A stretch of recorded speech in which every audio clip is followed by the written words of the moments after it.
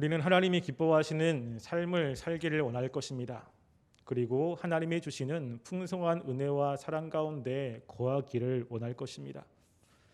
우리가 이렇게 하나님이 원하시는 삶을 살고자 한다면 하나님이 원하시는 것이 무엇인지를 잘 알아야 됩니다. 그래서 하나님께서는 말씀을 통해서 그동안 하나님이 함께 하셨던 사람들의 그 삶, 하나님이 그들에게 어떻게 역사하셨는지를 하나님에 대해서 구약 성경이 기록하셨습니다. 지금 그래서 우리가 하나님 말씀대로 잘 살기를 원한다면 그 우리 전에 살았던 사람들이 하나님과 관계 속에서 어떻게 살았는지를 살펴보는 것이 굉장히 중요합니다. 왜냐하면 우리가 믿고 있는 하나님은 과거나 현재나 미래나 동일하신 하나님이기 때문에 그렇습니다. 그래도 과거에 하나님께서 싫어하시는 사람들을, 그들의 삶의 모습을 만약에 우리가 가지고 있다면 현재 우리의 모습을 하나님이 좋아하실 리가 없습니다.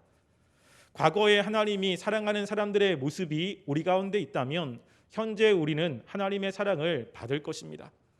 그래서 우리가 이 말씀 가운데 하나님과 함께했던 사람들의 모습이 어떤 것인지, 하나님께 징계받는 사람의 모습이 어떤 것인지를 살펴보는 것은 너무너무나 중요한 것입니다. 특별히 오늘 말씀은 그 다윗의 시라고 기록되어 있습니다. 다윗은 우리가 알듯이 하나님의 사랑을 받은 사람이고 하나님께서 함께한 사람입니다. 이 다윗이 하나님과 함께하면서 그 하나님께 징계받고 그리고 하나님이 싫어하시는 사람이 어떤 사람인지를 오늘 본문을 통해서 이야기를 하고 있습니다. 그래서 우리가 오늘 지금 다윗이 이야기하는 이 모습이 우리 가운데 있다면 우리는 하나님께 사랑과 은혜를 받는 사람이 아니라 지금 뒤에서도 이야기하겠지만 하나님께 징계받고 하나님과 관계가 어긋난 삶일 것입니다. 지금 이 다윗은 분명하게 말씀을 통해서 무엇을 이야기를 하고 있냐면요, 어리석은 사람이 되지 말라고 이야기합니다. 어리석은 사람이 된다면 그 어리석은 사람은 하나님께 사랑보다는 하나님의 징계를 받을 수밖에 없다고 이야기를 하고 있습니다. 그래서 지금 다윗은 시편 14편 5절에 보면 이렇게 이야기를 하죠. 그러나 거기서 그들은 두려워하고 두려워하였으니 하나님이 의인의 세대에 계심이로다라고 이야기합니다. 지금 다윗이 현재 이야기하는 그 어리석은 사람들을 하나님이 두렵게 하신다고 이야기하죠. 성경에 보면 두려워하고 두려워하였다라고 이야기합니다. 두려움을 2번 쓰고 있는 것입니다.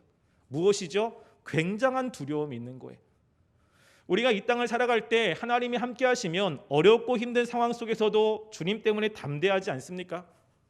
하나님이 역사하면 정말 우리가 힘들고 괴로운 상황이지만 그 안에서도 소망이 있지 않습니까? 그런데 지금 이 어리석은 사람은요, 지금 하나님께서 그 어리석은 사람의 대적이 되어서 그들의 삶에 두려움이 있다는 것입니다. 그냥 조금의 두려움이 아니라 굉장한 두려움, 이 두려움이 삶을 지배하고 있고 하나님이 그들의 삶과 함께하지 않는다는 것을 지금 다윗이 이야기를 하고 있는 것입니다. 그래서 우리가 하나님의 백성으로서 이 땅 가운데 정말 하나님이 주신 은혜를 가지고 살길 원한다면 이 어리석은 사람이 되지 말라고 지금 이야기합니다. 이 어리석은 사람이 이렇게 하나님을 두려워하고 하나님께서 대적한 것이 어떤 모습인지를 성경에 예를 들어서 이야기한 사람이 있습니다. 그 사람이 누구냐면 나발이라고 하는 사람입니다. 근데 재미있게도 그 14장 1절에 어리석은 사람은 이라고 이야기하는데 그 어리석다라고 하는 이 히브리 단어가요, 나발이라고 하는 단어예요. 그래서 이 나발이라고 하는 단어를 그 이름으로 가지고 있는 그 나발의 삶을 보면 이렇게 어리석은 사람이 어떻게 되는지를 우리는 조금 알 수가 있습니다. 나발은 사무엘상 25장에 나와 있습니다. 거기에 보면 나발에 대해서 이렇게 이야기합니다. 그 사람의 이름은 나발이요 그의 아내의 이름은 아비가일이라. 그 여자는 총명하고 용모가 아름다우나 남자는 완고하고 행실이 악하며 그는 갈렙 족속이었더라라고 이야기합니다. 나발의 특징이 뭐냐면 완고하고 행실이 악하다고 이야기합니다. 그런데 우리가 14장 1절에 보면 이렇게 이야기합니다. 어리석은 자는 그의 마음에 이르기를 하나님이 없다 하는도다. 그들은 부패하고 행실이 가증하니 성을 행하는 자가 없도다라고 이야기하면서 나발에게 설명했던 그 설명이 지금 여기 어리석은 자에게 그대로 설명이 되어 있습니다. 그래서 이 나발을 보면 이 나발의 체온은 어떤 것이냐면요, 다윗이 사울에게 쫓겼을 때 나발이 있는 그 지역에 다윗의 군대가 주둔했습니다. 그리고 다윗은 다윗의 군대로 나발은 양을 먹이거나 그럴 때 다윗의 도움을 받았습니다. 다윗과 그와 함께한 사람들이 너무나 배가 고픈 겁니다. 그래서 다윗이 사람을 나발에게 보냈습니다. 우리가 너무 배고프니까 우리에게 좀 먹을 것을 좀 주십시오. 그때가 양털을 깎는 그러한 시기이기 때문에 굉장히 먹을 것이 풍성하고 축제의 기간이었습니다. 근데 그렇게 다윗의 이야기를 들은 그 나발이 다윗에게 뭐라고 이야기를 했냐면요, 사무엘상 25절 10절부터 11절 말씀에 이렇게 이야기합니다. 나발이 다윗의 사람들에게 대답하여 이르되 다윗은 누구며 이새의 아들은 누구냐? 요즘에 각기 주인에게서 억지로 떠나는 종이 많도다.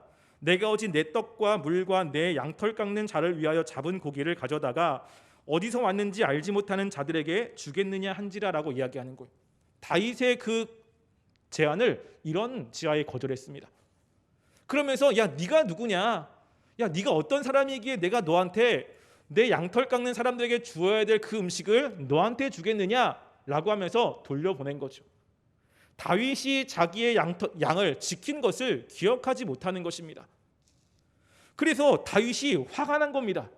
그래서 군대를 이끌고 이 나발의 집으로 쳐들어갑니다. 이 소식을 안 아비가일이 지혜롭게 다윗의 마음을 돌려서 돌아가게 하죠. 그렇게 다윗을 돌아가게 한 다음에 아비가일이 집에 가니까 나발이 이제 술을 마시고 대취한 겁니다. 그리고 그렇게 대취했기 때문에 그날은 그냥 재우고 그 다음 날에 아비가일이 나발에게 가서 이야기합니다. 그래서 그동안 어떻게 다윗이 했는지를 이야기를 했을 때 지금 이 나발의 모습을 성경이 사무엘상 25장 38절에 이렇게 이야기합니다. 그의 아내가 그에게 이를 말하매 그가 낙담하여 몸이 돌같이 되었더니 한 열흘 후에 여호와께서 나발을 치심에 그가 죽었으니라고 이야기합니다. 나발이 어떻게 됐죠? 낙담한 거예요. 몸이 돌같이 됐습니다. 무엇이죠? 두려워서 어떻게 할 수가 없는 것입니다. 그 다윗의 그 이야기를 듣고 나서 너무나 두려워서 어떻게 할 수 없는 그 상태가 열흘 동안 지속되고 결국에 하나님께서는 그 나발을 죽게 하셨다라고 이야기를 하죠. 무엇입니까? 어리석은 사람들을 하나님이 이렇게 하신다는 것입니다. 하나님께서 그렇게 어리석은 사람들을 어떻게 하신다고요? 두려워한다는 것입니다. 나발이 그런 모습으로 죽지 않았습니까? 지금 이 다윗은 그러한 것을 보면서 어리석은 사람이 되지 마라. 너희들이 어리석은 사람이 된다면 너희들은 하나님의 은혜와 사랑을 받기보다는 하나님의 징계 가운데 있고 삶을 두려워할 수밖에 없다라고 지금 이야기하면서 이 어리석은 사람에 대해서 이야기를 하는 것입니다. 그럼 중요한 것은 뭐냐면요, 이 어리석은 사람이 과연 어떤 사람이냐라고 하는 것입니다. 아마 이 말씀을 들으면서 나는 어리석은 사람이 되지 말아야지 이렇게 생각을 하시는 분들이 있을 것입니다. 중요한 것은 우리가 나는 어리석은 사람이 되지 말아야지 결단이나 나는 어리석은 사람이 아니야 라고 하는 자기 확신이 문제가 아니라 중요한 것은 정말로 내가 이 어리석은 사람 속에 들어있느냐라고 하는 것입니다. 말이 중요한 게 아니라 뭐가 중요한 것이죠? 행동이 중요한 것입니다. 말이 중요한 것이 아니라 우리가 정말로 이 어리석은 사람 속에 들어있는 이 모습이 있느냐라고 하는 것이 중요하죠. 우리가 감기에 걸리면 감기 바이러스가 우리 몸에 들어가면요, 감기의 증상들이 나타나기 시작하죠.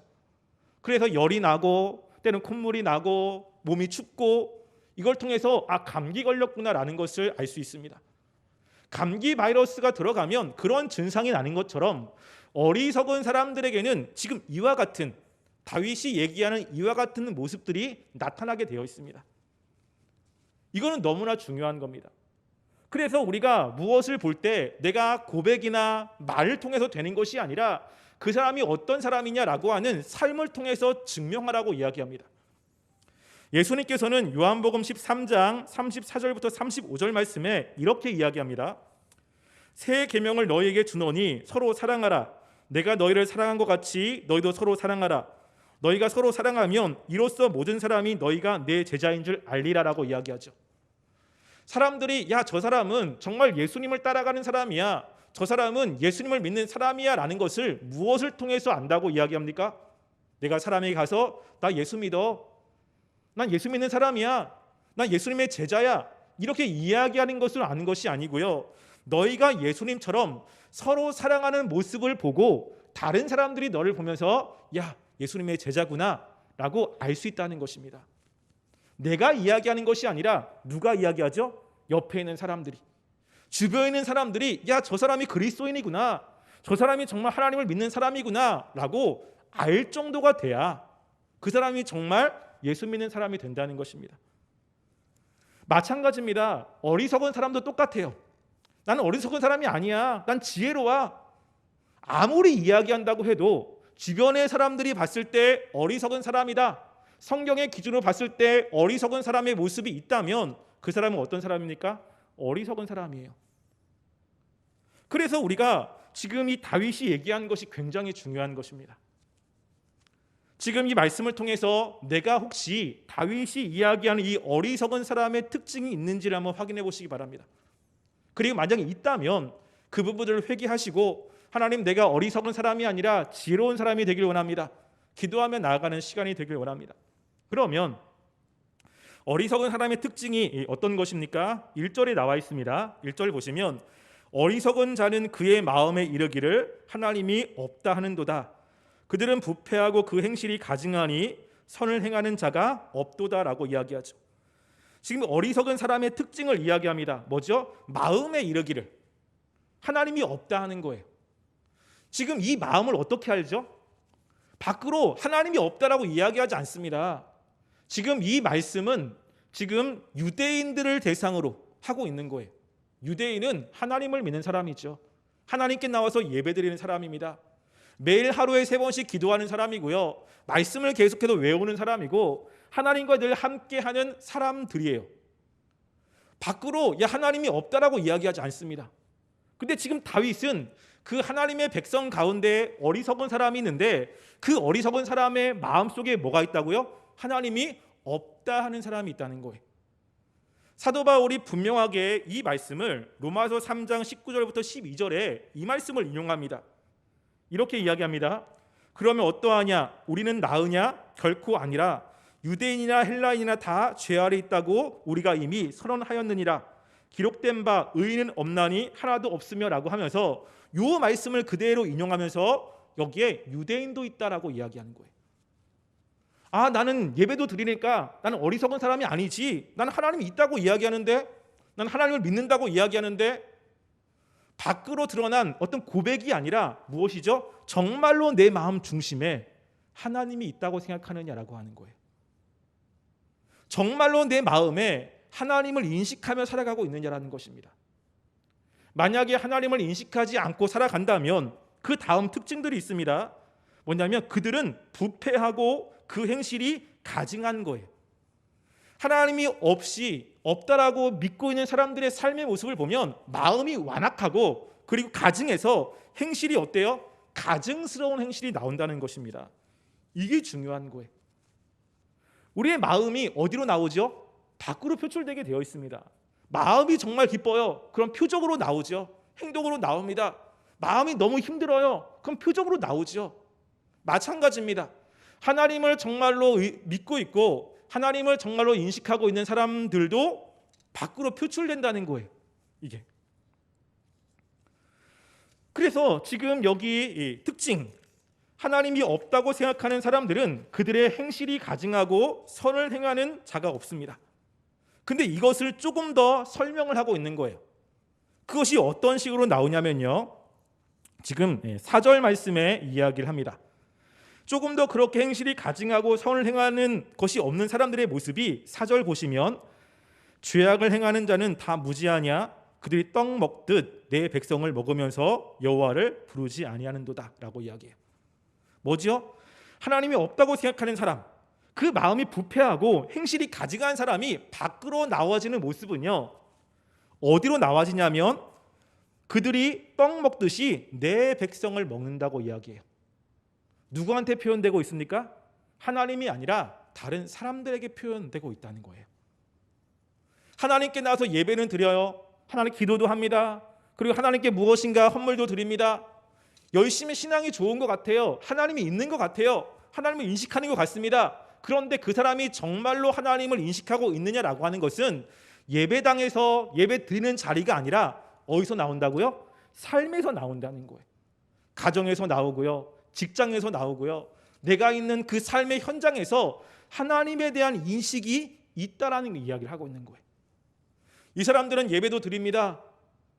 매일 기도도 합니다. 그런데 삶의 모습을 보니까 어떤 모습이에요? 그들이 떡을 먹듯이 내 백성들을 먹고 있어요. 백성들을 괴롭히고 있고 백성들을 죽이고 있고 백성들을 힘들게 만드는 모습이 이들 가운데 있는 거예요. 아니 어떻게 그럴 수 있는가? 한편으로 보면 야 어떻게 이렇게 할 수 있을까라고 이렇게 의심이 되지만 실제 이 모습이 어디에 있냐면요. 미가서에 그대로 기록되어 있습니다. 미가서를 보면 미가서 3장 1절부터 3절에 하나님이 미가 선지자를 통해서 이스라엘 백성들에게 이렇게 이야기합니다. 내가 또 이르노니 야곱의 우두머리들아 이스라엘 족속의 통치자들아 들으라. 정의를 아는 것이 너희의 본분이 아니냐. 너희가 선을 미워하고 악을 행하여 내 백성의 가죽을 벗기고 내 그 뼈에서 살을 뜯어 그들의 살을 먹으며 그 가죽을 벗기며 그 뼈를 꺾어 다지기를 냄비와 속 가운데에 담을 고기처럼 하는도다라고 이야기해요.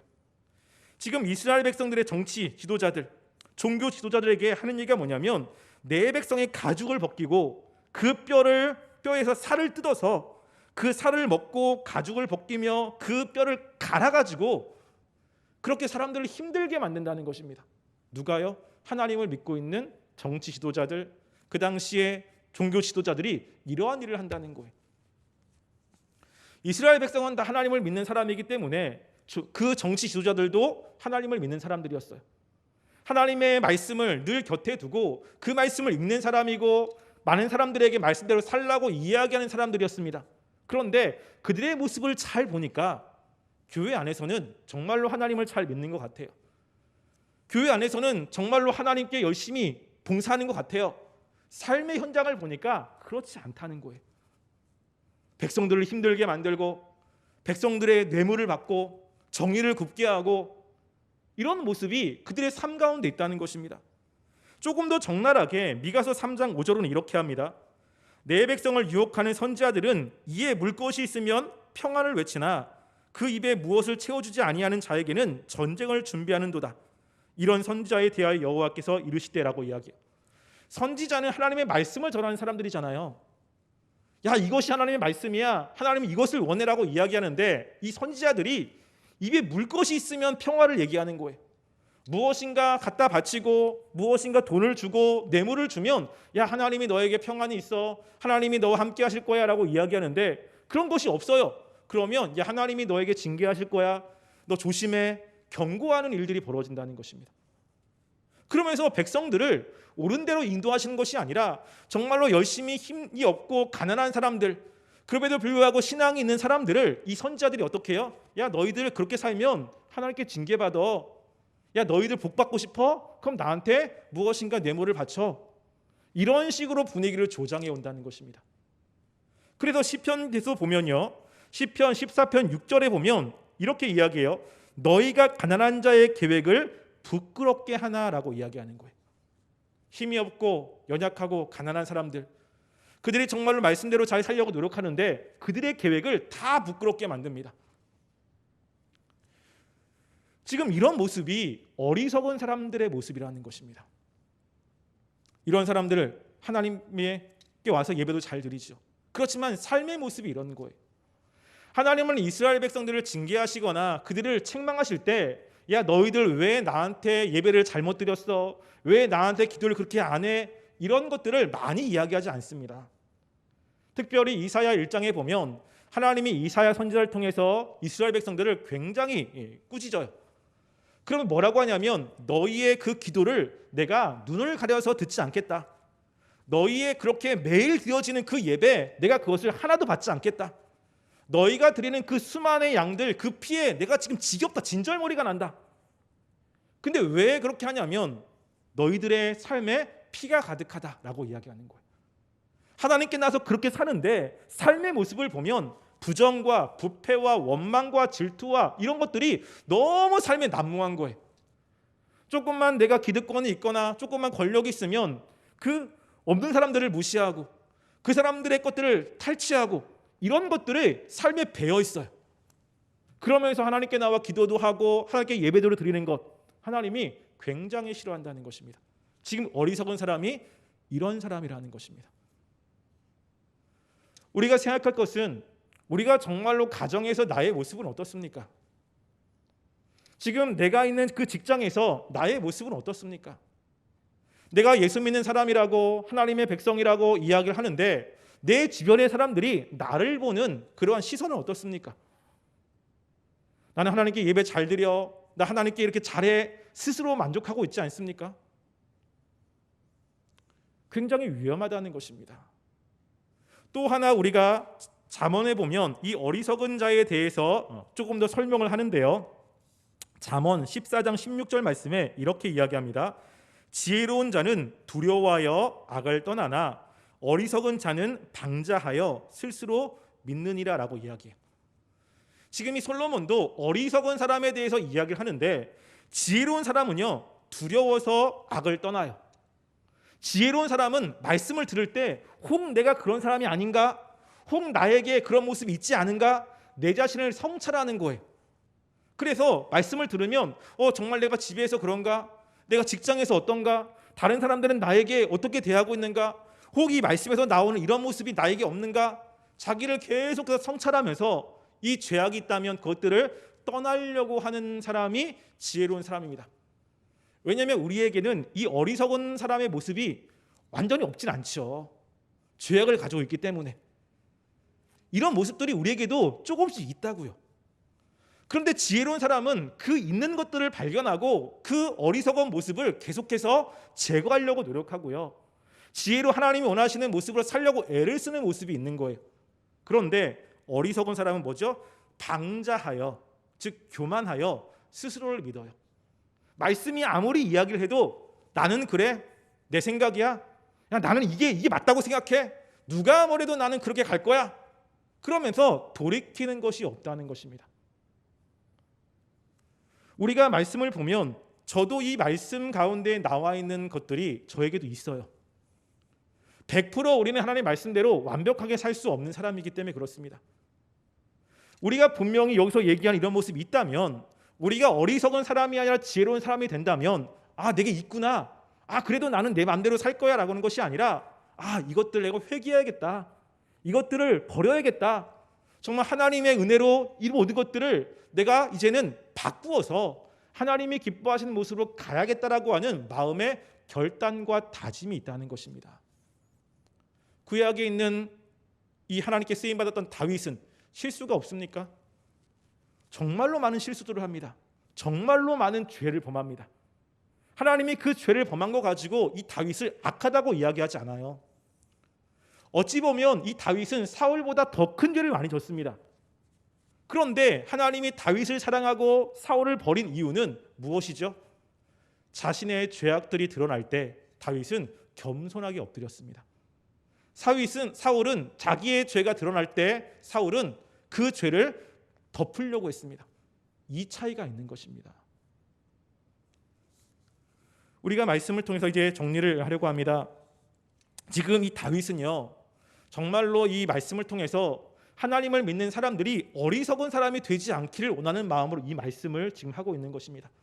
너 어리석은 사람이지, 정죄하기 위한 것이 아니고요, 하나님께 사랑받고 하나님과 관계 속에서 그 은혜의 풍성함을 경험하기를 원하는 마음으로 이 말씀을 지금 하고 있는 것입니다.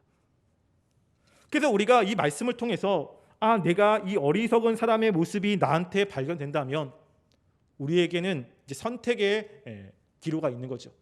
회개할 것이냐, 아니면 그래도 내 마음대로 살 것이냐, 이거는 우리의 선택인 것입니다. 다윗이 이야기한 이 경고를 들으시고 어리석은 사람이 아니라 지혜로운 사람으로 하나님의 은혜와 사랑을 받고자 한다면 우리 안에 있는 이 어리석은 모습들을 제거하기 위해서 애쓰시기 바랍니다. 혹 잘 모르겠습니까? 그러면 기도하시기 바랍니다. 하나님, 내가 나의 모습을 잘 모르겠습니다. 하나님, 내가 어리석은 모습이 있는데 내가 그것이 어리석다라고 하는 것을 잘 모르겠습니다. 하나님, 나에게 지혜를 주셔서 그걸 가르쳐 주시옵소서. 그러면 하나님이 분명하게 가르쳐 줄 겁니다.